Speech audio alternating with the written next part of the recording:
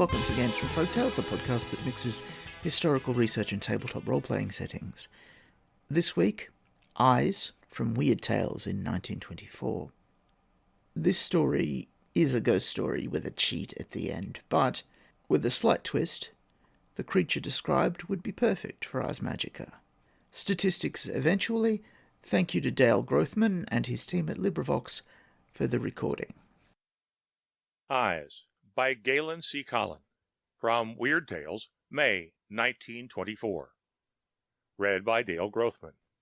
Happy Bill Ransom of struggling medical college days is now Dr. William Ransom, world-renowned surgeon, and collects thousands in fat fees every year. But to this day, the stare of a pair of unblinking, intense blue eyes will make him shudder. No matter what the possible fee, he will always refuse a case of optical surgery. His colleagues call it eccentricity, but I know different, for you see, there is a story, and I got it firsthand. It happened near the close of our last year in school. I didn't usually study on Sunday evenings. A medical student who spends his days cutting up cadavers and listening to lectures on symptoms and ailments needs at least 1 day's relaxation each week. But final examinations began Monday morning, and I was not sure of myself in optical anatomy. That is the reason Happy Bill Ransom found me in my room that drizzly and dreary June night. There came a clatter at my elbow. 2 tiny red lights flashed on. I turned to my door and called, "Come." The door opened, and there stood Bill. Big, handsome, blond, poor as a church mouse, but carefree and happy. That was Bill. His hat was gone. His hair was unkempt and uncombed. The usual radiant face was haggard and drawn. Dark circles were beneath his eyes.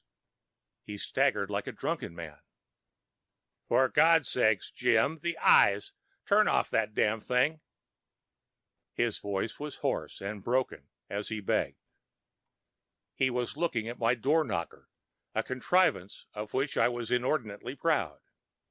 It was a perfect snow-white skull with the lower jaw hinged. Tiny electric bulbs of red glass were in the eye sockets. A touch of the button outside my door turned on the red lights and set the toy motor running. The motor, in turn, started the lower jaw clattering. "What's the matter, Bill?" I gasped as I threw off the switch. He sank to my big Morris chair and covered his face with his hands. His body shook with violent chills. "Some jag," I muttered, half to myself. "I'm not drunk," he said hoarsely. Jim, I believe I'm going insane. I've got to tell someone. You're the best friend I have in the world. Will you listen to me? Will you help me fight it off? You've got to, Jim." "Calm down, old son," I said evenly, although I was beginning to get just a little shaky at Bill's palpable terror. "Sure, I'll help you. You know that. What is it?" "We have only 3 weeks more at the old school," he began. "Then we'll be fully fledged MDs. And Jim, I've wanted a skeleton to mount for my study. I have never before wanted anything quite so badly. It has become an obsession with me. I can't buy one. It is all I can do to earn my expenses. I have tried to trade for one. I have even been tempted to steal. Jim, I had begun to get desperate. The days were passing, and I was still as far as ever from getting my skeleton. It maddened me that the cemeteries guarded thousands of skeletons, and I could not even have the smallest and most insignificant of the lot. Last Friday I succumbed to temptation. I determined to desecrate the home of the dead. You don't blame me, do you? You know what it is to want something so badly that any sacrifice is not too great? Do you remember last Friday night? It was foggy, and a chill was in the air. A light mist was falling, just enough to make each branch and twig along the cemetery drive moisture-laden and dripping. You couldn't see 10 feet ahead of your face. I went alone. Under my arm was a grain bag in which to carry back the bones. A spade was my only tool, and I filched it from the caretaker's shed. An electric flash gave all the illumination I needed. I was not afraid of the dead, then. A medical student seldom is. Yet, as a heritage from our ancestors, a graveyard always holds something of shuddering dread. And this was a gloomy night. As I slunk along the drive, the wet branches slapped me in the face. I knew what they were, but I could not repress a shudder at each cold touch. I could almost see the spirits of the dead. I could almost hear their protest at this vandalism. I searched among the headstones, reading the inscriptions. I wanted a body that had been buried long enough for the flesh to drop from the bones. The skeleton must be that of a man of intelligence, for I wanted the skull to be beautifully molded. That's why I chose the grave marked. The name sounded solid and dependable, and he had been buried in 1902. The name doesn't conjure up the image of a haunting specter, does it? But God, why did I choose that grave? I began digging. Deeper and deeper I went. Each spadeful of earth taken from the grave added to my dread. But I was desperate. Finally, my spade struck something solid, something it would not penetrate. A few more spadefuls, and I uncovered the box that held the coffin. I threw out the last of the earth, and with it went my terror. The wood was so badly decayed that it would hardly support my weight. It came away easily as I pried with the broad spade.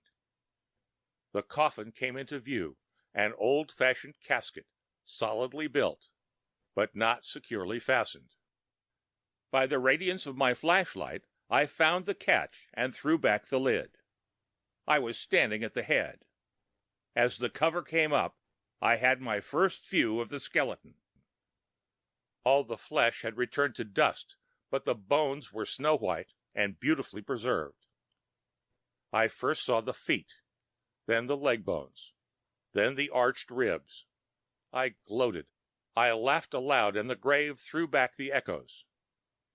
Then the laugh froze on my lips as I looked at the skull. I screamed with terror. Clammy sweat dripped from my brow. The spade fell crashing into the naked ribs. Jim, you'll never believe it. 2 cold blue eyes stared up at me from the fleshless skull. They were glassy with hate, unwinkingly glaring back at the light from my flash. They bored into my very soul. Again I screamed. Frantically I tried to climb from the pit. 3 times I clawed my way to the top, only to fall back among the bones. Still the eyes stared at me. They seemed to leer at my fright. The 4th attempt, and I reached the top. Flashlight, spade, sack, everything was forgotten. I fled for my very life from those eyes. They seemed to follow me. They menaced me from every side. As I sped up the street and into my room, they darted venomous glances at me from every streetlight. I slammed the door, and still those hateful orbs were with me. I tried to read. Those eyes came between me and the page. I went to bed, but I could not sleep. After hours of tossing, I dozed fitfully. I dreamed. The eyes were those of a demon. He tortured me with red-hot irons and glared sardonically at my helplessness. Again, the eyes inhabited a corpse, and I was bound to it hand and foot. Gradually it decayed, and I could not break my bonds. At last it was the skeleton I had dug from the grave. I struggled, bound by that terrible sense of powerlessness which paralyzes us in our dreams. Finally, I awoke. Those eyes, those horrible, staring eyes. I could see them everywhere. Then came morning, yesterday morning. I was weary and worn, but I could not study. I went to a picture show for distraction. All I could see was the eyes of the players, blue and cold. I tried to forget them in a round of golf. The little white balls stared up at me in the glare of hate. Those eyes again. Last night I tried again to sleep. The same dream haunted me. Jim, I must sleep, but I cannot. Help me, Jim. Talk to me. Reason with me. Jim, am I going insane? Will those eyes haunt me forever? Bill was truly in a pitiable state. It would take but a little more to push him across the bridge into insanity.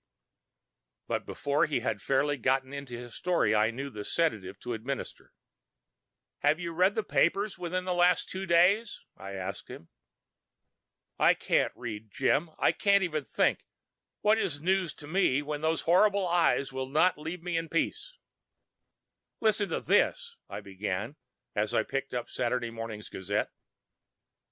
"Sometime during last night vandals entered Memorial Lawns and opened the grave of Robert William Sheldon, who died in 1902. Sheldon was noted during his lifetime as the only blind attorney in Kansas. The motive of the marauders is not known, as they were apparently frightened away before they had completed their designs. The skeleton was shattered, but the skull containing the 2 wonderfully constructed glass eyes was strangely untouched. Does that help you any?" I asked as I turned toward Bill. But he only gasped once and sat back into the big Morris chair. His expression of terror had given place to a look of astonishment and blessed relief. Your saga may vary.